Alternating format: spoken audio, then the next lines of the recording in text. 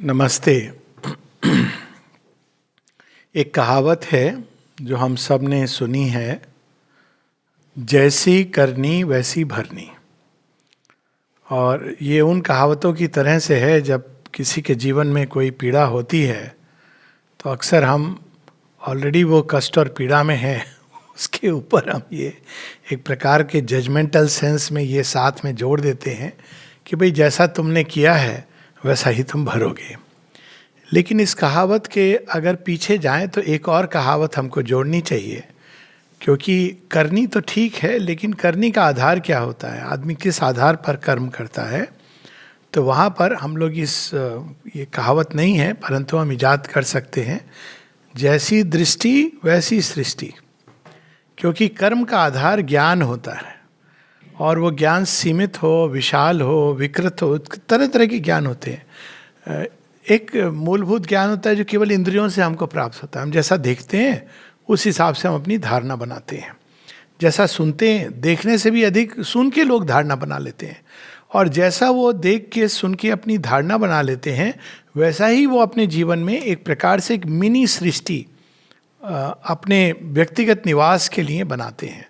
और ये हम लोगों को, ये बड़ी एक इम्पॉर्टेंट सी चीज़, महत्वपूर्ण बात है जिसको कई बार हम लोग भूल जाते हैं कि हम सब अनलाइक जो पशु हैं उनकी बात अलग है, परंतु मनुष्य जाति, इसको एक प्रकार से सृष्टिकर्ता ने कुछ ऐसा दिया है जिसके आधार पर वो अपने लिए एक सीमित सृष्टि का निर्माण करता है। अब वो सीमित सृष्टि का कैसे निर्माण करता है, वो अपने कल्पनाओं के द्वारा करता है, अपनी विचारधाराओं के द्वारा करता है, अपनी भावनाओं के द्वारा करता है। और इस मिनी सृष्टि में, या हम कहें इस घर में, साइकोलॉजिकल हाउस में, मनोवैज्ञानिक घर में वो रहने लगता है।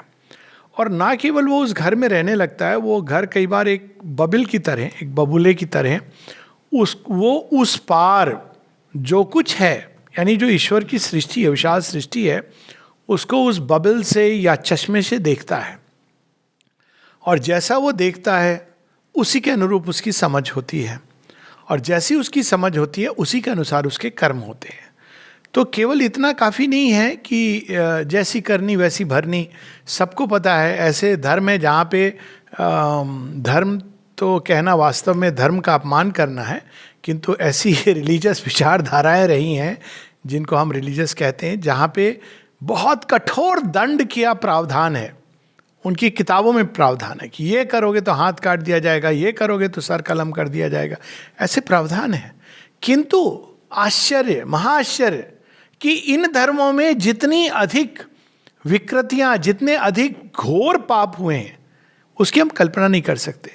और उसका कारण क्या है, अगर हम इस पर कुछ क्षणों के लिए चिंतन करें, कि जब एक किताब जिसको एक कट्टरपंथी मानता है कि ये मेरी भगवान की किताब है, इससे बढ़कर कोई नहीं है, वो उस किताब के आधार पर ऐसे घोरम करता है जो संसार में एक ना केवल अज्ञान का प्रसार करते हैं, एक महापाप, एक अंधकूप की तरह संसार को बना देते हैं।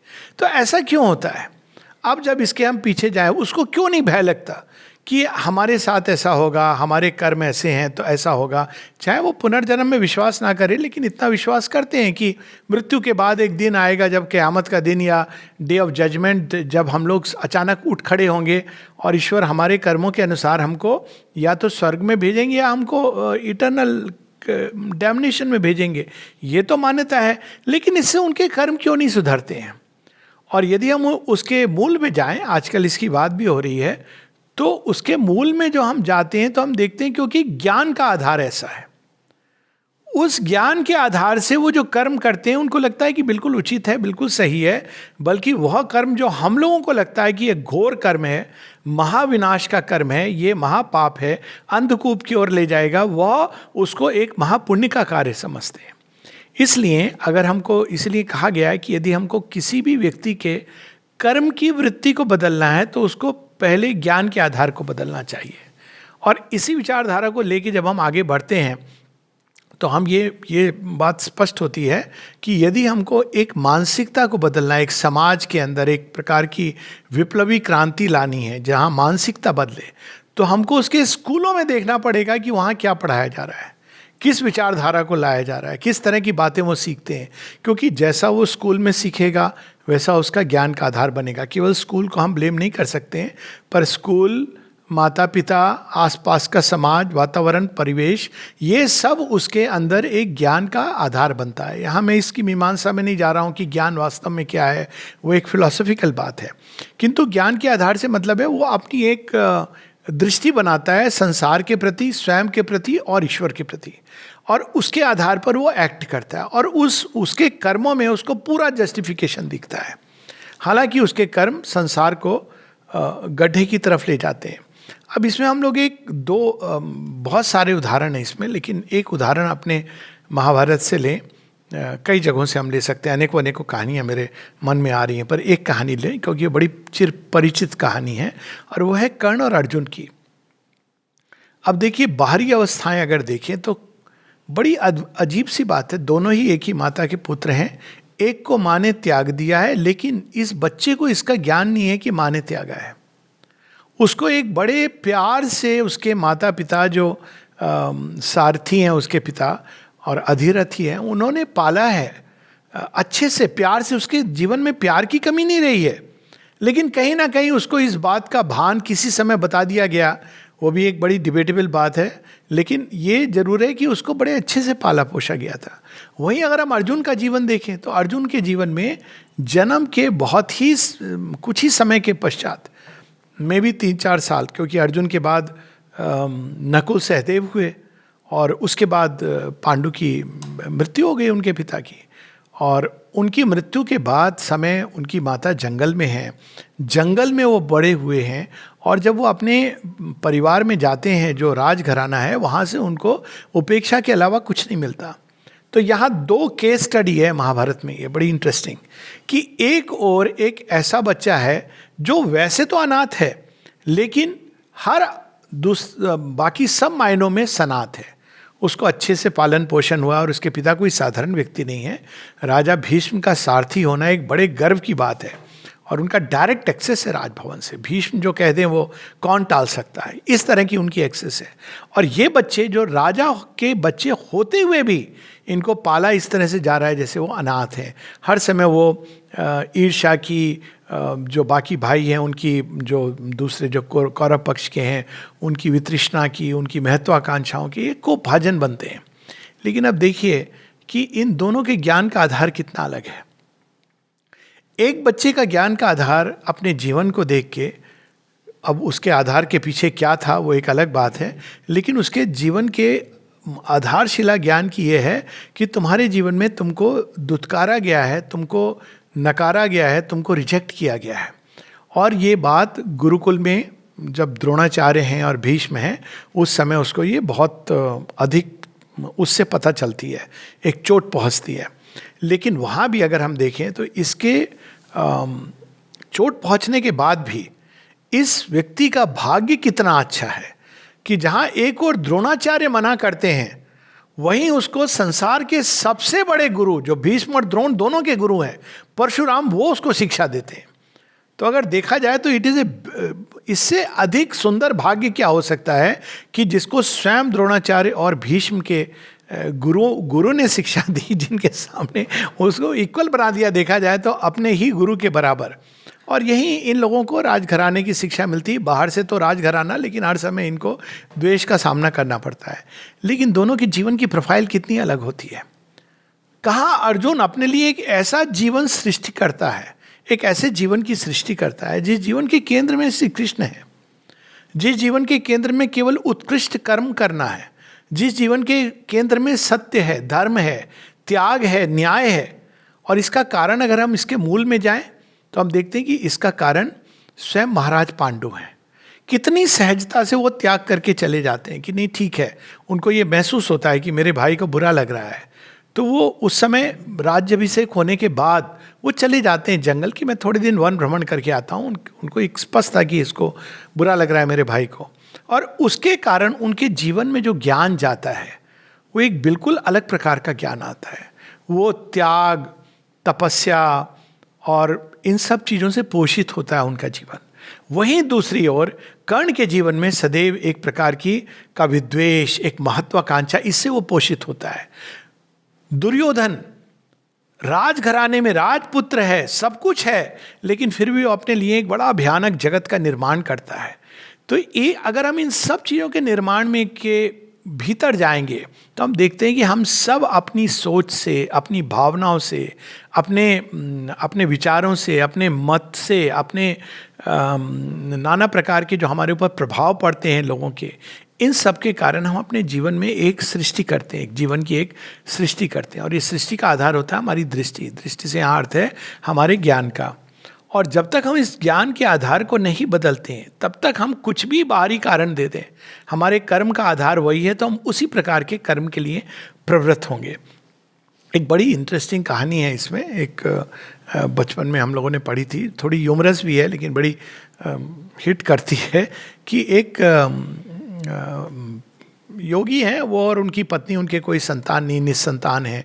और उनकी पत्नी कहती है आपको तो बड़ी मिरेकुलस पावर्स हैं, बड़े आप तो चमत्कार कर सकते हैं, तो आप संतान भी ले आओ हमारे लिए। तो कहते हैं कि भाई मैंने तो ब्रह्मचर्य का पालन किया है, मैं तो संतान नहीं ला सकता हूँ, लेकिन ये ज़रूर कर सकता हूँ कि मेरे पास ऐसी विद्या है कि मैं किसी जीवित उसको एक मनुष्य का रूप दे सकता हूँ, किसी भी जीव को। उन्होंने कहा तो आप इससे आगे क्या चाहिए? तो क्या करते हैं कि एक मूषक को जो वहीं खेल रहा है उसको बना देते हैं एक सुंदर सी राजकुमारी। अब वो मूषक राजकुमारी बन गई, बड़ी सुंदर, और उनके घर में पल बढ़ रही है, सारे चीज़ें ले रही है, लेकिन प्यार से नाजों से तो पाल रहे हैं, क्योंकि अब वो निस्संतान थे, अचानक इस तरह संतान मिली, लेकिन उसके ज्ञान का आधार नहीं बदला है। तो जब वो बड़ी होती है तो विवाह का समय आता है, तो कहते तुम किससे विवाह करोगी? तो जो उसके पिता हैं योगी, वो कहते हैं तुम तो इतनी सुंदर हो, सुलक्षणा हो, तुम्हारा विवाह तो एक राजकुमार से होना चाहिए। तो रानी कहती है, तो राजकुमारी मतलब उनकी जो संतान है बेटी कहती है राजकुमार से तो खैर कोई ऐसी चीज़ है जो राजकुमार से भी अधिक शक्तिशाली है। तो कहते हैं हाँ राजकुमार से भी अधिक शक्तिशाली है। तो कहते हैं मुझे ऐसा कोई शक्तिशाली व्यक्तित्व चाहिए जो पर्वत की समान अटल हो। तो अब राजा कहते हैं अच्छा है, वो जो योगी हैं वो कहते हैं अच्छी बात है, तुम्हारी पर्वत राज से विवाह करा देते हैं। तो कहते हैं नहीं, पर्वत राज कोई ऐसी चीज़ है जो नहीं, पहले वो सूर्य तक जाते हैं कि सूर्य से विवाह। तो कहते हैं सूर्य से विवाह तो ठीक है, लेकिन कोई ऐसी चीज़ है जो सूर्य को भी ढक सकती है। तो कहते हैं बादल है। अच्छा, तो कहो तो हम तुम्हें बादल के राजाओं मेघराज से विवाह करा दें। तो कहती है कोई ऐसी चीज़ है जो बादलों को भी चीर कर ऊपर जा सकती है। तो पर्वत है, तो हम तुम्हें पर्वतराज से विवाह करा दें। तो कहते नहीं, कोई ऐसी चीज़ है जो पर्वत के अंदर भी छेद कर सकती है। तो कहा वो तो मूषक है। हाँ, मुझे मूषक राज से ही विवाह करना है। तो वो कहानी ऐसे एंड होती है कि जहाँ योगी कहते हैं कि मूषक का भवा। तो अब उसका बाहर से तो पूरा सब कुछ शरीर मनुष्य की तरह है, लेकिन उसकी सोच एक मूषक की है। एक राजा भर्तहरि की बड़ी इंटरेस्टिंग, उनकी तो बहुत सुंदर सुंदर और कई जगह एकदम एक आयरनिक ह्यूमर है। तो उसी ह्यूमर के अंदर वो लिखते हैं एक जगह कि मैंने संसार में बहुत सारे ऐसे मनुष्य देखे, बहुत सारे ऐसे पशु देखे, ऐसे पशु देखे जिनकी जो दो पाँव पे खड़े होते हैं, उनके सींग नहीं है, नख नहीं है और पूँछ नहीं है। अब इनका ये कहने का अंदाज था।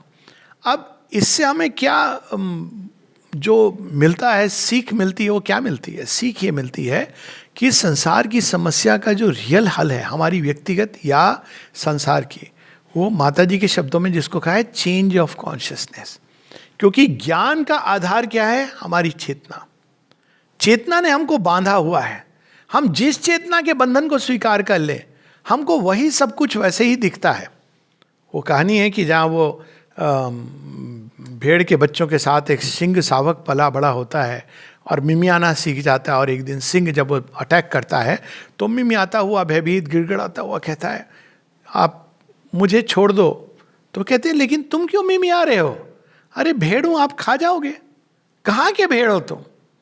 और वो ले जाता है सिंह शावक को, दिखाता है देखो इसके अंदर, नदी के अंदर। तो वो देखता है अपनी छवि को और कहता है मुझे देखो। तो वो सिंह को देखता है तो कहता है कोई अंतर है? कोई अंतर नहीं है। तब वो सिंह के बच्चे से कहता है अब तुम दहाड़ो निर्भीक होकर। तो अगर हम देखें जो स्पिरिचुअल प्रैक्टिसेस, अब हम लोग सीधा अध्यात्म क्या करता है, दो प्रकार की टीचिंग्स होती हैं. एक होती है जो केवल dos and don'ts, moral teaching. लेकिन जहां हम केवल डूज एंड डोंट्स बताते हैं, ये करो वो मत करो, लेकिन उसका आधार नहीं बताते हैं, आधार नहीं बदलते हैं, तो क्या होता है, हम केवल हिपोक्रेसी करते हैं. और ये पूरा संसार हिपोक्रेसी से भरा हुआ है. क्या कहेंगे हिपोक्रेसी? मिथ्याचार. गीता में सबसे पहले यही चीज श्री कृष्ण अर्जुन को पॉइंट आउट करते हैं. कहते तू मिथ्याचारी बन रहा है, तूने एक बाहर से ये टीचिंग पढ़ी हुई है कि सन्यास ले लो, ये कर लो, लेकिन तू मिथ्याचारी बन रहा है. तो अर्जुन कहते हैं कि फिर मुझे क्या करना है? यदि यह मिथ्याचार है, इतनी बड़ी बात मैं कह रहा हूं, सन्यास लेके मैं सब छोड़ करके जाना चाहता हूं, आप मुझे मिथ्याचारी बता रहे हो, तो मैं क्या करूं? तो वहां पे श्री कृष्ण कहते हैं पहले तुम ज्ञान को प्राप्त करो. ये देखिए गीता में सबसे पहली चीज यही बताते हैं कि पहले तू ज्ञान योग कर. और तब अर्जुन पूछते हैं कि आपने तो मुझे अब ज्ञान के मार्ग पे डाल दिया, लेकिन अब ये बताइए मैं क्या कर्म करूं, क्योंकि आपने तो कहा ज्ञान कर्म से श्रेष्ठ है. और तब श्री कृष्ण बताते हैं, सारा वो उद्घाटित करते हैं कर्मयोग क्या है. बिना ज्ञान के आधार के जो कर्म है, चाहे हम पूजा पाठ कुछ भी कर रहे हों, सच पूछे तो वो निरर्थक है. इसीलिए गीता हम लोगों को बताती है दान किस भाव से, किस चेतना की अवस्था में किया जाता है. हालांकि उसमें प्रकृति के 3 गुण, पर ये तीनों गुणों के पीछे क्या है, वो है चेतना की अवस्था. ये जो चेतना का बंधन है, एक ही चेतना है लेकिन उसने स्वयं को सीमित किया हुआ है. और जैसी हमारी सीमित चेतना होती है, हम उसी के अनुसार देखते हैं, सोचते हैं, समझते हैं, भावनाएं भी हमारी वैसी होती हैं. बाहर से जब हम लोग पढ़ लेते हैं ऐसा करना चाहिए, जैसे पुराने समय में बच्चे थे, वो क्या करते थे, सिगरेट जब पीते थे और माता पिता या कोई बड़ा सामने आ गया तो वो पीछे कर लेते थे. और माता पिता भी बड़े खुश होते थे कि देखो हमारा बच्चा कितना आदर करता है हमारा. तो उन्होंने ये सीख लिया था कि अगर मैं ऐसा करूँगा तो मैं बच जाऊँगा. यही चीज़ हम लोगों ने कार्मल स्कूल में सीखी थी. मतलब जो मॉरल साइंस की क्लास होती थी. अब देखिए विरोधाभास क्या है. मॉरल साइंस की क्लास होती थी जिसमें हमको एक कॉलम बना के जीवन बताया जाता है, this is good, this is bad. तो हम लोग पढ़ लिया, पढ़ना होता था, याद करना होता था, नंबर मिलते थे सबसे ज़्यादा, सबसे ईजी, और उसमें सबसे ज़्यादा नंबर दिए जाते थे ताकि हम उसको पढ़ें. क्यों? क्योंकि वो सारी मॉरल साइंस एक क्रिश्चियनिटी बेस्ड किताब थी. तो हमको पढ़ाया जाता था, क्योंकि हम लोग उसके आधार पर हमारे नंबर ऊपर आएंगे, तो हम लोग रट्टा मार लेते थे उसको. लेकिन हमारी जो बायोलॉजी की किताब है उसमें कुछ और पढ़ाया जाता था, और उसमें ये पढ़ाया जाता था man is a social animal. तो एक दिन मैंने ये प्रश्न किया, मैंने कहा हम पशु हैं क्या? छोटा था मैं, 10 साल की उम्र, मुझे याद है. मैंने कहा हम पशु हैं क्या, ये क्या लिखा है इसमें? तो टीचर को ये बात ना समझ आई ना उसको, तो मुझे भी नहीं समझ आई, उसको भी नहीं समझ आई. उसने कहा just read it, remember it. तो मैंने कहा मुझे याद हो गया, हम पशु हैं. अब मैंने जीवन में जब भी मैं इसके अनुसार अपने जीवन का मूल्यांकन करूं, तो मैंने कहा मैं तो पशु हूं. तो यदि मैं पशु हूं तो मेरा व्यवहार कैसा होना चाहिए? मॉरल साइंस कहती है कि आपको ऐसा करना चाहिए, ऐसा नहीं करना चाहिए. लेकिन अगर मैं पशु हूं तो मुझे तो लूट खसोट खाना, बस रोटी कपड़ा मकान, इसी की चिंता. तब तो ये सही है कि बाद में जब बड़ा हुआ, revolution flows from the barrel of a gun. अंतर क्या है? पशु अपने दांत दिखा करके डराता है, ये बैरल ऑफ गन से डराते हैं. पशु अपना खाना झपट लेता है, ये अटैक करके झपट लेते हैं. तो इनमें और एक नक्सल मूवमेंट में क्या अंतर है? क्योंकि बचपन से यदि हमको ये सिखाया गया कि मनुष्य एक सोशल एनिमल है, तो वो उसके अंदर पशु की प्रवृत्ति रहेगी, होती है, नेचुरल है, स्वाभाविक है. आप उससे कैसे अपेक्षा कर सकते हैं कि वो अच्छा हो, अच्छा बने? वो कहने के लिए कह देगा. लेक्चर हम लोग देते हैं ना, जैसे कई बार क्षमा करेंगे पर पॉलिटिशियंस कई बार, चाहे वो गांधी जी का हो या सुभाष बोस की जयंती हो, किसी की भी हो, वो स्टैंडर्ड एक फॉर्मेट होता है, उसको वो पढ़ देते हैं वहाँ पे, और आने के बाद उनके व्यवहार बिल्कुल अलग होते हैं. भागवत की कथा हो जाती है निष्काम कर्म की, लेकिन उसके बाद हमारी निगाह रहती है कि हमारे जो जजमान हैं हमको कितने पैसे देंगे इस कहानी के. तो ये क्यों है? हमारे ज्ञान का आधार सीमित है. और इस कारण चूंकि हमने अपने अंदर वो चेतना की सुई को नहीं बदला है. और जब हम चेतना की सुई को नहीं बदलते हैं तो हम कितना भी कुछ कर लें, कितना भी कुछ पढ़ा दें, तो मनुष्य वही रहेगा. अब ये देखिए, सोशल एनिमल के हिसाब से वेस्टर्न सिविलाइजेशन खड़ा हुआ है. और वेस्टर्न सिविलाइजेशन ने किस तरह का समाज बनाया है, अगर आप देखेंगे जो स्काई स्क्रेपर्स, तो क्षमा करेंगे जिन लोगों को बड़ा उससे लगाव है, बड़े इंप्रेस होते हैं, न्यूयॉर्क में स्काई स्क्रेपर है। आप सच पूछिए कि मेरी जो पहला जो फ्लैश किया था देख के एक्चुअल स्काई स्क्रेपर, मैंने कहा ये तो बहुत कुछ एंट हिल जैसा है। दीमक की बामी आपने देखी हो, ठीक है बहुत अच्छी टेक्नोलॉजी है, लेकिन दीमक की टेक्नोलॉजी कोई कम नहीं है। तो उसमें मैंने कहानी भी लिखी थी, वाइट एंट एंड ब्लैक एंट। वो उसके वाइट ब्लैक के संदर्भ में, जहाँ वाइट एंट ब्लैक एंट को कहती है कि तुम हो कौन, तुच्छ हो, और अंत में ब्लैक एंट कहती है जो भी हो, तुम्हारे आने से लोग बड़े परेशान होते हैं और तुम्हारी बाबी पर क्रश करके चले जाते हैं, उनको सुकून मिलता है। मेरे आने से लोग घर में एक पुण्य का लक्षण देखते हैं। जिनको ना पता हो, काली चींटी अगर घर में आती है, चेटे नहीं चींटी, लाल चींटी की बात नहीं कर रहा हूँ, काली चींटी, उसको शुभ माना गया है। वो इस तरह के उसके पीछे एक पूरा विज्ञान है, परंतु चींटी के विज्ञान को छोड़ दे, उसको एक शुभ संकेत माना गया है। अब अगर हम उस सिविलाइजेशन को देखें, टेक्नोलॉजिकली बहुत बड़ा बना दिया गया है, बहुत बाहर की प्रगति है, लेकिन समस्या क्या है? ऐसा क्यों है कि वो भूमि जहां क्राइस्ट ने कहा कि forgive them for they know not what they are doing, जहां एथेंस और ग्रीस ने डेमोक्रेसी का पाठ पढ़ाया, जहां अगर हम देखें उनके पुराने कल्चर में क्रिश्चियनिटी आने के पहले तो गॉड्स की मान्यता है, और खासकर ग्रीस का सिविलाइजेशन, रोमन सिविलाइजेशन भी एक बहुत अद्भुत सिविलाइजेशन था क्रिश्चियनिटी आने के पहले। लेकिन ऐसी भूमि पर ऐसे इंक्विजिशन जैसे कर्म क्यों हुए? क्यों है कि ऐसी भूमि जो जहां पर वो नोट पर लिखती है इन गॉड वी ट्रस्ट, लेकिन आज की तारीख में आप देखिए कि अगर इन्वेड करने वाली कुछ ऐसी संस्कृति सभ्यता रही हैं, तो ऐसी भूमि से क्यों इन्वेजन्स हो रहे हैं? तो उसका कारण यह है कि बचपन से हम ये पाठ सीख रहे हैं कि life is survival of the fittest, it is a struggle for survival. कोई मुड़ के भी नहीं देखता कि व्हाट इट मीन्स। यदि है भी, ये नहीं कि है, पर यदि है भी तो कोई मुड़ के भी नहीं देखता कि इसका अर्थ क्या है। और उसका परिणाम ये है कि सर्वाइवल ऑफ द फिटेस्ट, कैसे भी अपनी इकोनॉमी को यहाँ ले जाओ, मिलिट्री इकट्ठा कर लो, क्योंकि naturally if you have to be fit, आप देखिए मिलिट्री पर कितना एक्सपेंडिचर होता है, कंपेयर टू दैट एजुकेशन पे कितना होता है। आप देखिए गन्स कल्चर कहाँ से आया, ड्रग्स कल्चर कहाँ से आया, ये सारी चीज़ें किस भूमि से ओरिजिनेट होती हैं। तो आप देखें क्यों, क्योंकि उनके बचपन से उनकी दृष्टि क्या है, देह आत्मबोध। हमारे यहाँ इसको आसुरिक सभ्यता कही गई कि जो देह को ही सब कुछ समझते हैं, आत्मा मानते हैं, या जो प्राण को ही सब कुछ समझते हैं, आत्मा मानते हैं। और हम सिविलाइजेशंस देख लें, ऐसे भी सिविलाइजेशंस हैं जहाँ एक प्रकार की शिक्षा दी गई, एक रिलीजियस शिक्षा दी गई, लेकिन वे भी महाविनाश के कारण बने। क्यों? क्योंकि उनकी दृष्टि, उनका ज्ञान। अब किसी ने मुझसे एक बार पूछा इस प्रश्न को, हम लोग, अच्छा ये एक अवसर है, किसी ने कहा कि बाइबल भी कहती, क्रिश्चियन भी कहते हैं बाइबल सर्वोपरि और जीसस क्राइस्ट सर्वश्रेष्ठ है, कुरान भी कहती है और मुसलमान भी कहते हैं कि कुरान सर्वश्रेष्ठ है और प्रॉफिट मोहम्मद सबसे ऊपर है। आप कहते हैं कि श्री अरविंद सर्वश्रेष्ठ हैं और सावित्री सबसे ऊपर है, तो फिर क्या अंतर है? मैंने कहा अंतर ये है कि बाइबल और कुरान ये कहती हैं इसके अलावा और कोई नहीं है। हम ये कहते हैं कि हमारी ये, हम, और ये भी मान्यता के आधार पर नहीं कहते हैं, तथ्यों के आधार पर अगर आप तथ्य हटा भी दें तो हम ये नहीं कहते कि एक कुरान के माध्यम से आप भगवान की ओर नहीं जा सकते, बाइबल के माध्यम से नहीं जा सकते।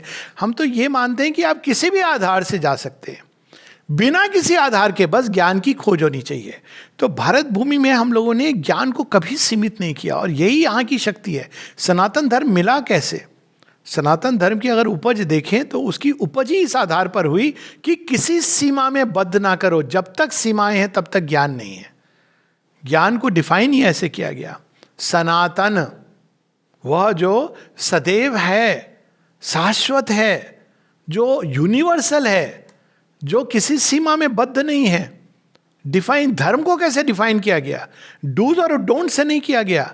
धर्म वो जो हमको विकास की धारा में जोड़कर ऊपर ले जा रहा है। इसलिए धर्म एक व्यक्तिगत होता है, स्वधर्म होता है, राष्ट्र धर्म होता है, युग धर्म होता है, पशु धर्म होता है, स्त्री धर्म होता है, पुरुष, इतने प्रकार के धर्म हैं।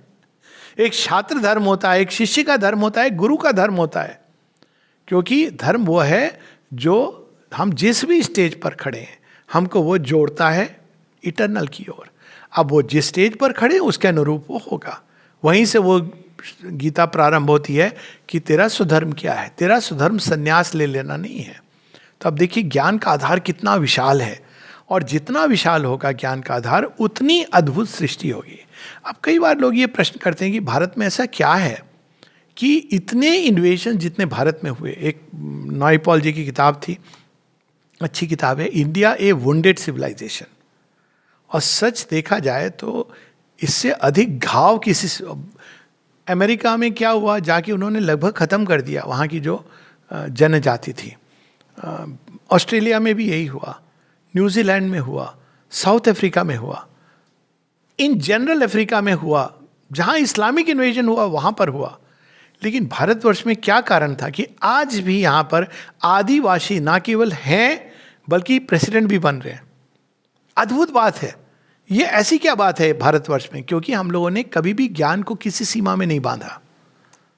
हर किसी के लिए वो उपलब्ध है। अगर खोज है तो सीमाओं को विस्तार करते जाइए। ये पथ है ईशुपनिषद का। अगर हम देखें तो ईशुपनिषद कभी दो भागों में जीवन को नहीं बांटती है कि ये संसार है वो भगवान है।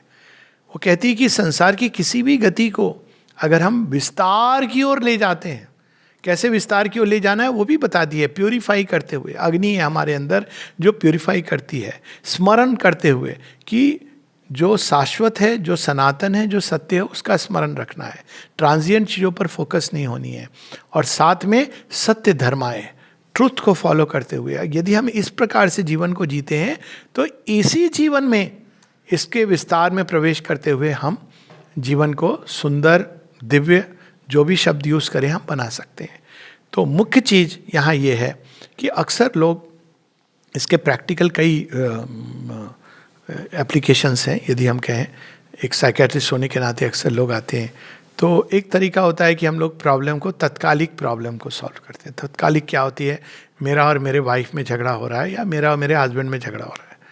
तो अब ये कोई नई बात नहीं है, ये कोई केकई और दशरथ के बीच भी, और ये तो एक men are from Mars, I don't believe, women are from Venus, अलग अलग ढंग से समझने की चेष्टा की गई। एक ही ओरिजिनल कपिल जिसको हम सुनते हैं कि सदैव हमेशा हैप्पी देयर आफ्टर रहे, वो है शिव पार्वती, इस लोक के नहीं हैं। तो वो एक अद्भुत उदाहरण है। सब, हर व्यक्ति चाहता है कि ऐसा हो, और वो भी आफ्टर सती का देह त्याग।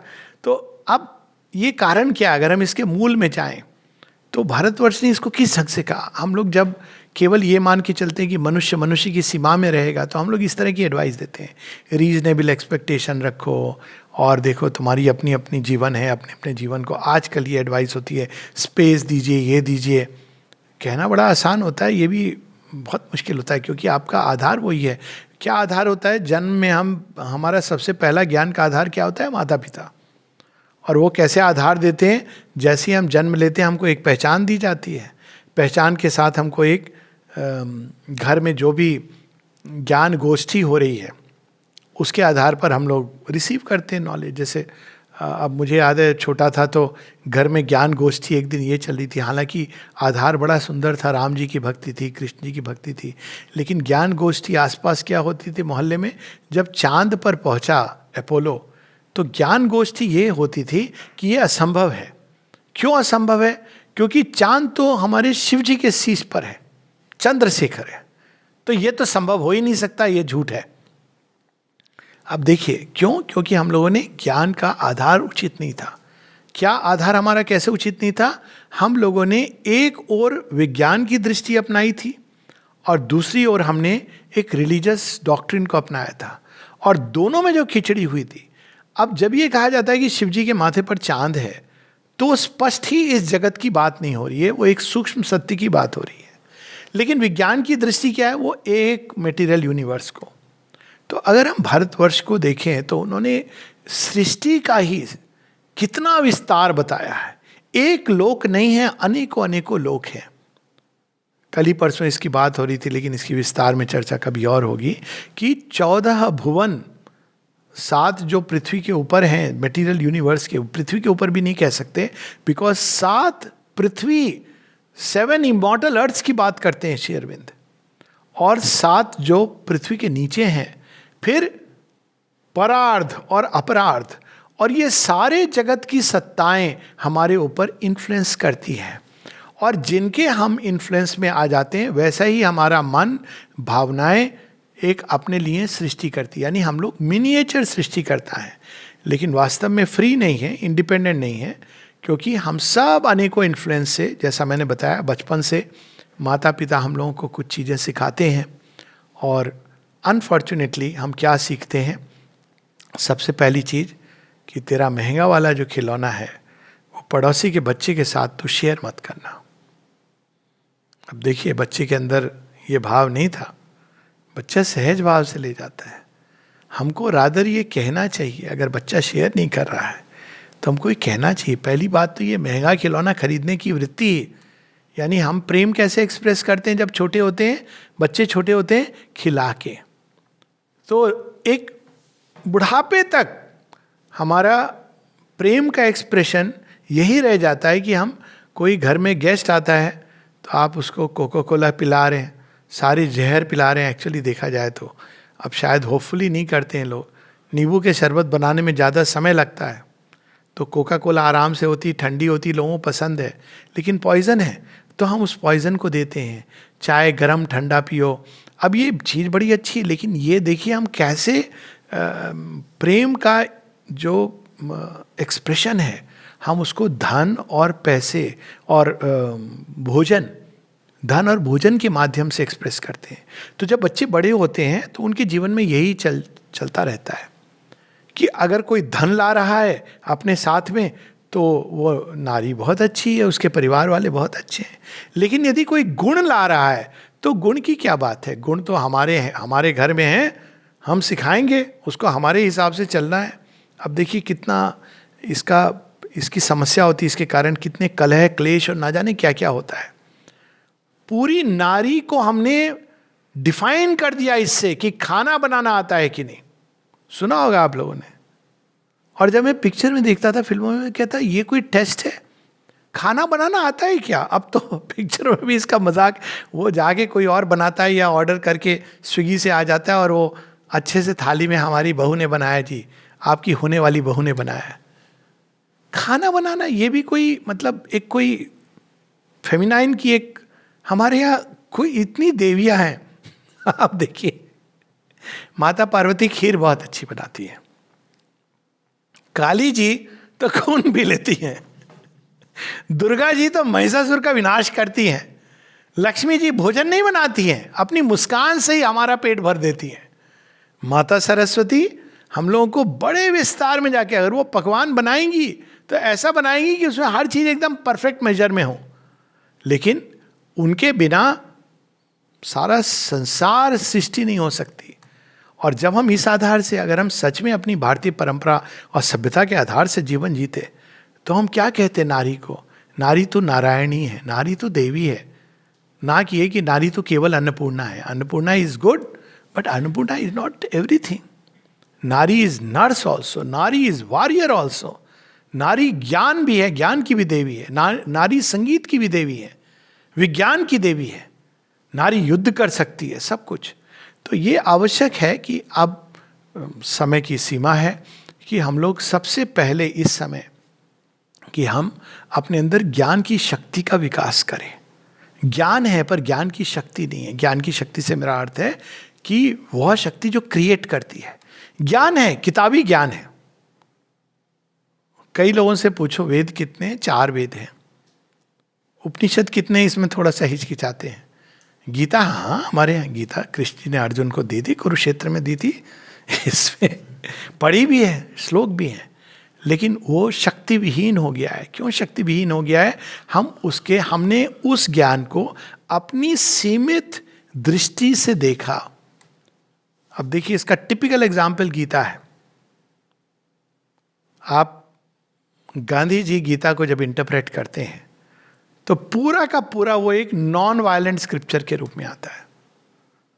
मतलब इतनी अनोखा, इसको कहते हैं ना, ब्रेन कितना ट्विस्ट कर सकता है। पूरी की पूरी गीता को एक सांकेतिक दिखा दिया जाता है। कौरव ये हैं, पांडव ये हैं, सभी संकेत हैं, रियल लाइफ से कोई लेना देना नहीं है। परंतु गीता एक रियल टाइम में स्क्रिप्चर है, यही तो गीता की खूबी है। गीता अगर केवल सांकेतिक है तो it is like one of the many scriptures.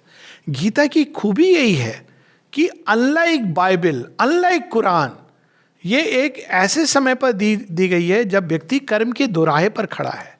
तो गीता का जो ज्ञान है, इसलिए वो संपूर्ण समग्र सम्यक ज्ञान है, क्योंकि वो केवल एक हवा में होने वाला ज्ञान नहीं है, वो रियल टाइम का ज्ञान है।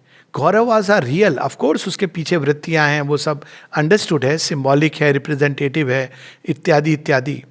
किंतु रियल टाइम के लिए अगर हम गीता को लेके अपने जीवन में केवल एक चीज प्रैक्टिस करें, तो हम देखेंगे कि हमारी ज्ञान की सुई हिल जाएगी, शिफ्ट हो जाएगी। इसीलिए जब अर्जुन श्री कृष्ण से पूछते हैं, बड़ा सुंदर एक उसमें वो आता है कि भाई आपने तो बहुत सुंदर, ज्ञान के समय ही बोलते हैं, ये सब बहुत अच्छी बात लग रही है सुनने में, हे माधव आप पूरे माधम अचलम प्रतिष्ठम। जैसे सारी नदियां गिरती हैं लेकिन समुद्र विचलित नहीं होता, बहुत सुंदर लग रहा है, स्थित प्रज्ञ की भाषा आपने समझा दी। इसको करेगा कौन?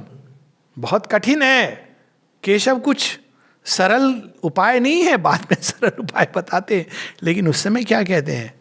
स्वल्पमस्य धर्मस्य। थोड़ा भी तू इसको प्रैक्टिस करेगा, ये तुझे बहुत भय से मुक्त करेगा। अब प्रैक्टिस और प्रीचिंग में अंतर क्या है? यही अंतर है। जब हम प्रीच करते हैं, केवल पढ़ते हैं एक शास्त्र के रूप में, तो हम बदलते नहीं हैं, हमारे ज्ञान का आधार वही रहता है। ऐसे लोगों से मैं मिला हूं, हम सब मिले होंगे। घर में गीता का पाठ होता है, लेकिन बहू का प्रताड़न होता है। आजकल बदल गई है नीडल, सास का प्रताड़न होता है, विचेवर भी संसार बदल रहा है, लेकिन गीता का पाठ होता है। क्यों? क्योंकि हमने उसको ए ड्रॉप ऑफ प्रैक्टिस, माता जी कहती हैं drop of practice is better than N ocean of theories, good resolutions and advices. तो आवश्यक ये है कि हम अपने ज्ञान के आधार को बदलें।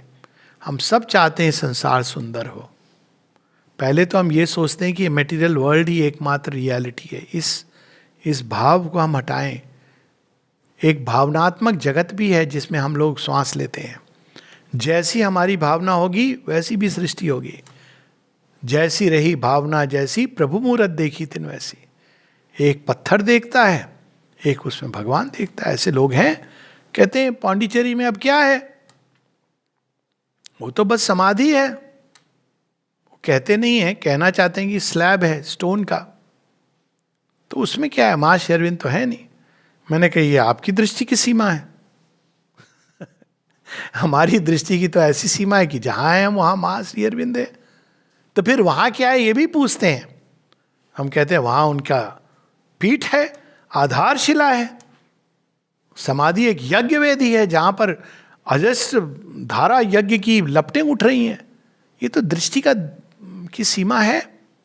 जैसी दृष्टि वैसी सृष्टि। जिस दिन हम ये देखते हैं तो हमारा जीवन बदल जाता है। तो ये जो दृष्टि को शिफ्ट करना, तो एक मटेरियल वर्ल्ड केवल एक रियल भावनात्मक जगत है, एक मन का जगत है। कई बार मैं ये एक सिंपल प्रैक्टिकल उसमें भी करता हूँ। लोग डिप्रेशन में आते हैं तो कहते हैं क्या करूं, दवाई भी दी जाती है। जब इंसान कुछ नहीं कर सकता, विल पैरालाइज्ड हो गई है, फेथ पैरालाइज्ड हो गया, उसको ये लगता है कि मेरा जीवन व्यर्थ है, मैं नकारा हूँ, नकारात्मक सोच। सब लोग कहते हैं नकारात्मक सोच। अब अगर चेतना नकारात्मक अवस्था में है तो सोच भी वैसी होगी। तो वो होपलेस, हेल्पलेस महसूस करते हैं। तो कभी कभी मैं पूछता हूँ आप कहाँ से आए हैं, तो वहाँ से चल के यहाँ तक आए हैं। रास्ते में कितने वृक्ष देखे आपने? तो अजीब सा प्रश्न है, वृक्षों का क्या लेना देना मेरी अवस्था से? कोई फूल खिल रहे थे, सर हमारी तो हालत ये है, फूल की क्या बात कर रहे हैं। अच्छा, पौंडीचेरी कंटेक्स्ट में समुद्र पे एक वॉक लिया? हाँ सर ली है। समुद्र को देखा कि नहीं देखा? आप देखिए क्या होता है डिप्रेशन की अवस्था में। आदमी पूरी तरह स्वकेंद्रित हो जाता है, और इस स्वकेंद्रित अवस्था को ही डिप्रेशन कहते हैं। और देखिए इसको शिफ्ट करने के कितने तरीके हो जाते हैं। समुद्र देखना, फूल को देखना, ये तो बड़े माने सुंदर तरीके हैं। इवन विंडो शॉपिंग, वो अपनी इस जड़ अवस्था से प्राण तत्व में निकल आता है कुछ देर के लिए, कामनाओं का उसके अंदर उड़ान भरने लगती है, उसको अच्छा लगता है। अमेजोन पे जाके लोग देखते रहते हैं, शॉपिंग नहीं करते, कार्ट में डालते हैं, उसके बाद डिस्कार्ड कर देते हैं क्योंकि कोई पूछने वाला नहीं है। लेकिन अब बाहर आते, ठीक है मन बहल किया, लेकिन चेतना तो बदली नहीं, तो वो बार बार आएगी। वो अल्टीमेटली आप कितना शॉपिंग कार्ट पे जाओगे, कुछ देर बाद उसको देख के बोर हो जाओगे।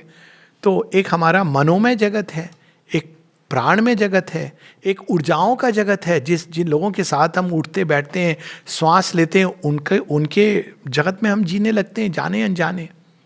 आप पॉलिटिशियन की संगति में रहिए और आप देख लेंगे कि आपको मन में, सारे नहीं होते, ऐसे एक्सेप्शंस हैं, और मैं I don't mind saying this openly कि हमारे प्रेजेंट प्राइम मिनिस्टर और यूपी के चीफ मिनिस्टर, मज़ा आ जाता है, अब है ऐसे। परंतु अधिकांश क्या होता है कि वो अपनी एक सीमित दृष्टि से, अपने उनके पास जाओ तो माफिया, डॉन, पैसा, यही सब चीज़ें चलती हैं। आप जब तक बाहर निकलोगे तो आपके दिमाग में भी यही घुस जाएगा, पावर, महत्वाकांक्षा। और उसी प्रकार से एक मन का जगत है जहाँ विचारधाराओं का जगत है। बचपन से बच्चों को आप जैसी विचारधारा पढ़ाएंगे, चाहे वो मदरसा हो, लेट मी से वेरी क्लियरली, क्योंकि बात इसकी नहीं है कि आप एक मदरसा या कॉन्वेंट स्कूल, जैसे मैं कॉन्वेंट स्कूल में पढ़ा हूँ, तो क्या विचारधारा हमको पढ़ाई जाती थी, इसी प्रकार की विचार। अब आई एस्केप्ड, क्योंकि हमारे घर में बहुत स्ट्रांग करंट था भगवान की भक्ति का, रामायण रोज होती थी। और पर मैं कई ऐसे बच्चों को जानता हूं जो इस तरह की विचारधारा से इतने प्रभावित हो गए कि उनको बाद में यही लगता था कि वेस्टर्न वर्ल्ड ही सब कुछ है। तो ये फैक्ट है, अगर हम माने ना माने, परंतु ये विचारधारा हमको इन्फ्लुएंस करती है और हम फिर वैसी सृष्टि बनाने लगते हैं, वैसी ऊर्जा, शक्ति हम जीवन में डालते हैं, और फिर शक्तियों का टकराव होता है। शक्तियों का टकराव होता है तो उसके बाद युद्ध और इसके भयानक परिणाम। तो इसलिए ये बहुत जरूरी है कि यदि हम सच्चा जीवन जीना चाहते हैं तो ये सृष्टि भी एक लेवल की नहीं है, अनेकों इसमें स्तर हैं। वह जिसको एक व्यक्ति मृत्यु कहता है, दूसरा व्यक्ति इसको नवजन्म कहता है। तो देखने की बात है, कितनी ऐसी कहानियां हैं माता जी श्री अरविंद की कि अब मैं कैसे समझाऊं कि मृत्यु कुछ नहीं होती। कैसे एक व्यक्ति जिसको अंधकार कहता है, दूसरा व्यक्ति उसको कहता है कि प्रकाश यहाँ पे छिपा हुआ है। एक व्यक्ति जिसको पत्थर कहता है, दूसरा व्यक्ति उसको भगवान कहता है। एक व्यक्ति जिसको शून्य कहता है, दूसरा व्यक्ति उसके अंदर महाशक्ति का नर्तन देखता है। तो मूल चीज यही है कि ज्ञान का आधार हमको बदलना है अगर हमको सच में सच्चा जीवन, अच्छा जीवन, सुंदर जीवन, दिव्य जीवन जीना है। और ज्ञान के आधार बदलने के लिए केवल रिलीजियस पुस्तकें पढ़ना काफ़ी नहीं है, केवल डिस्कशन, सेमिनार्स वगैरह काफ़ी नहीं है। वो एक अंदर की यात्रा है। एक लैंप लेके, कौन सा लैंप है? श्रद्धा का दिया। ऐसा दिया है जलाना है जो बुझे ना, और उस श्रद्धा के दिए को पकड़े पकड़े अंधकार में भी प्रकाश की ओर बढ़ते जाना है। एक दिन आएगा जब आंखें खुलेंगी और जहाँ कुरुक्षेत्र का नरसंहार कोई देख रहा है, वहीं हमको भगवत गीता का जन्म और श्री कृष्ण की दिव्य सृष्टि का प्रथम चरण दिखाई देगा। तो इसी के साथ मैं एक श्री अरविंद की एक पोयम, कविता अंग्रेजी में है, इसका हिंदी अनुवाद भी किया है छोट नारायण जी ने, इस समय मेरे पास उपलब्ध नहीं है। किंतु कैसे हमारी जब दृष्टि बदलती है, और ये कैसे बदलती है? अभिप्सा की आग से। दो प्रकार के लोग हैं, एक जो जैसा देखते हैं समझते उसी में संतुष्ट होते हैं, चीज़ें जैसी मुझे दिख रही हैं वैसी हैं, जैसी मुझे समझ आ रही हैं वैसी ही है। बहुत पीड़ित होते हैं और दूसरों को भी पीड़ित करते हैं, खुद पीड़ित रहे तो ठीक है। और दूसरे प्रकार के लोग होते हैं जो रुकते नहीं हैं। तो ये पहले प्रकार के विरोचन रूपी असुर, जो बाहर दिखा उसी को सच समझा। दूसरे इंद्र की तरह डेवलप करते जाते हैं जब तक वो सहस्राक्ष नहीं बन जाते। ग्लोबल विजन, सम्यक ज्ञान, समग्रम माम, जैसे भी हम कहें। तो यहाँ पर उस विजन की बात है। In the blue of the sky, in the green of the forest, whose is the hand that has painted the glow? When the winds were asleep in the womb of the ether, who was it roused them and bade them to blow?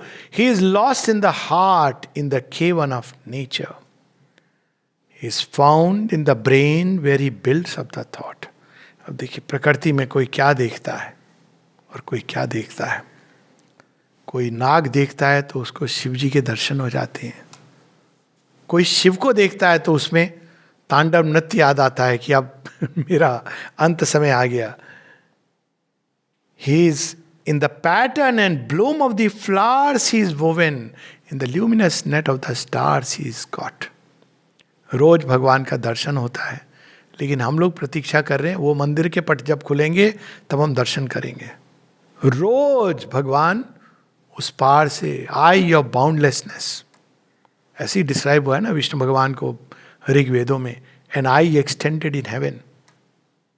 सूर्य का दर्शन, उसमें भी भगवान है, उस पुष्प में भी भगवान है। In the strength of a man, in the beauty of women, in the laugh of a boy, in the blush of a girl, the hand that sent Jupiter spinning through heaven spends all its cunning to fashion a girl. These are his works and his veils and his shadows, but where is he then? By what name he is known? By what name is he known? Is he Brahma or Vishnu, a man or a woman, bodied or bodiless, twin or alone? जागी रही भावना जैसी, ब्रह्मा या विष्णु या महेश या कृष्ण या सच्चिदानंद परात्पर. We have love for a boy who is dark and resplendent. Savra Salona, a woman is lord of us, naked and fierce. वही महाकाली जो विनाश जिनको देख के प्रकंपित हो जाती हैं, दिग दिगंत असुर, वही महाकाली जो वीर हैं, जो योद्धा हैं, जो देवता हैं, प्रसन्न होके कहते हैं माँ शरणागति, माँ शरणागति. आप ही हो जो हमें अहंकार के से मूलतः मुक्त कर सकती हो. We have seen him a muse on the snow of the mountains. We have watched him at work in the heart of the spheres. We will tell the whole world of his ways and his cunning. He has rapture of torture and passion and pain. He delights in our sorrow and drives us to weeping, then lures with his joy and his beauty again. हम लोग क्या कहते हैं? भगवान तो हमें कष्ट क्यों दे रहा है? कष्ट दे रहा है कि कह रहा है कि तुमने अभी सत्य को नहीं जाना, तुम तो इस सीमित में ही बड़े खुश हो गए हो. मीरा, तुम तो मेरी मूर्ति को ही सब समझ रही हो. महल से निष्कासित हो जाती हैं, रात को सोने की मूर्ति भी चोरी हो जाती है. कहती हे प्रभु, एक ही तो मेरा सहारा था, वो भी तुमने ले लिया. कहते अभी तुमने मुझे पाया कहाँ है? अब मिलोगी मुझसे. जब सारे सहारे छीन लिए तब अब तुम मुझे पूरी तरह मिलोगी, पूरी तैयारी के साथ. लेकिन हम लोग क्या कहते हैं? बड़ा कष्ट दे रहा है. फिर कभी कभी भगवान के बिहाफ पर कि भाई भगवान थोड़ी कष्ट देगा, वो तो केवल दृष्टा है. हम ही हैं सारे पाप कीचड़. हम नहीं है, अज्ञान है. जिस दिन हम ये भेद समझ जाएंगे लाइफ विल बी ब्यूटीफुल. हम नहीं है, हमारा ज्ञान है. इसीलिए कहा है इग्नोरेंस को हटाने की बात. हम देख ही नहीं पा रहे हैं सही ढंग से, तो एक्ट कैसे करेंगे? तो कुछ लोग फिर पाप पुण्य इसके लेके जो काम है, एक मिस्टर चित्रगुप्त भी बिठा देते हैं. उनका काम कुछ नहीं, वो बस हिडन कैमरा है, थर्ड आई. कौन सा थर्ड आई? नहीं, सीसीटीवी कैमरा है. वो बेचारे कुछ काम नहीं है. None of this. वो आँख हमारे अंदर है. All music is only the sound of his laughter, all beauty, the smile of his passionate bliss. Our lives are his heartbeats, our rapture the bridal of Radha and Krishna. Our love is their kiss. इससे सुंदर प्रेम की कोई व्याख्या नहीं. His strength that is loud in the blare of the trumpets. अनेकों अनेकों कहानियां मैं पीछे बैकग्राउंड में रख रहा हूँ. His strength that is loud in the blare of the trumpets, and he rides in the car and he strikes in the spears. भगवान केवल बैठ के मुरली नहीं बजा रहे हैं, चक्रधर भी है. He rides in the car and he strikes in the spears. उस बर्छे की नोक में भी है, उस धनुष की नोक में भी है, जो हमारे हृदय को छलनी कर रहा है. बचाते भी वही हैं और जो छलनी कर रहा है वो भी वही. ही slays without stint and is full of compassion. He wars for the world and its ultimate years. In the sweep of the worlds, in the surge of the ages, ineffable, mighty, majestic, and pure, beyond the last pinnacle seized by the thinker, he is throned in his seats that forever endure. अब कितनी सुंदर बात है. कहाँ है भगवान, कहाँ मिलेंगे? पूछा किसी ने एक बार, उससे ही पूछा, अच्छा माँ सब जगह? मैंने कहा हाँ, हमें तो नहीं दिखती. मैंने कहा ये तुम्हारी प्रॉब्लम है. ये तुम्हारी दृष्टि की सीमा है. तुम्हें नहीं दिखती तो मैं क्या करूं? ये तुम्हारी दृष्टि की सीमा है. एक बस एडवाइस दूंगा कि अपनी दृष्टि की सीमा में बंधे मत रहो. तो क्या करना होगा? मैंने कहा हाँ, अब सही बात, प्रश्न सही है. क्या करना होगा कि मैं माँ को सर्वत्र देखूं.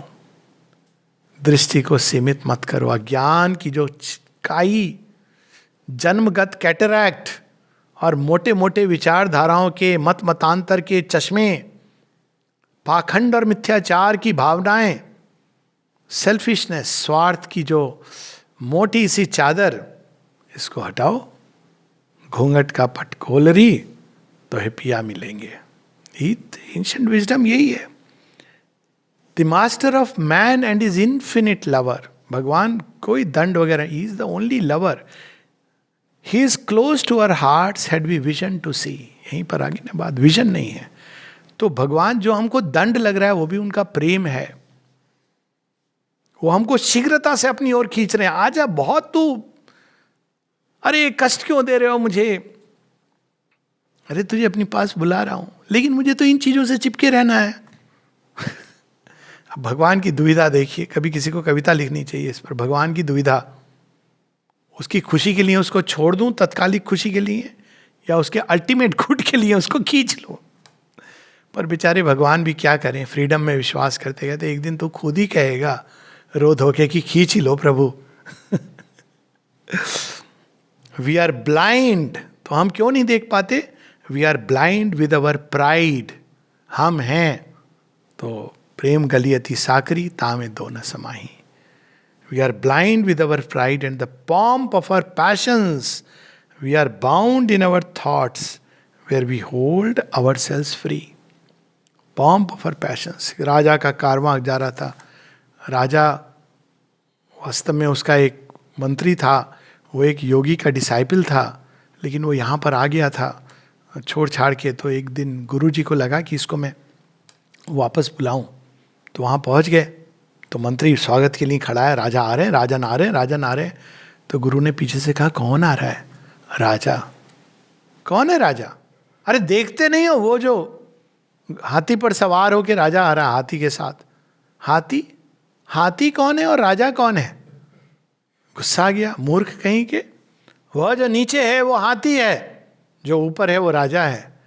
ओ, एक अंतिम बात बता दो कि नीचे कौन होता है? नीचे किसको कहते हैं, ऊपर किसको कहते हैं? तो मुड़ा वो शिष्य और क्रोध में उसने उस व्यक्ति की, जो गुरु थे, गर्दन पकड़ के नीचे किया. कहा कि यह नीचे है और वह जो मैं हूं, तुम जो नीचे हो, ऐसे हो, तुम नीचे हो और मैं ऊपर हूं. तो कहा एक और क्वेश्चन, तुम कौन है और मैं कौन हूं? तब अचानक उसकी आंखें खुली कि ये तो कोई साधारण नहीं है. तुम कौन हो और मैं कौन हूं? और तब वो नमन करके प्रणाम गुरुदेव वापस चलो. It is he in the sun who is ageless and deathless. फिर रात्रि में कौन है? सूर्य की तो सब उपासना करते हैं. And into the midnight his shadow is thrown. Bharatvarsha में केवल एक चांद की उपासना नहीं होती है. जहां एक और पूर्णिमा के चांद की उपासना होती है, महालक्ष्मी का दिन है. सूर्य की उपासना होती है, आदित्य वर्णम. वहीं अमावस्या की भी उपासना होती है उस दिन, महाकाली का दिन है. देखिए कितनी अद्भुत बात है. It is he in the sun who is ageless and deathless. And into the midnight his shadow is throne.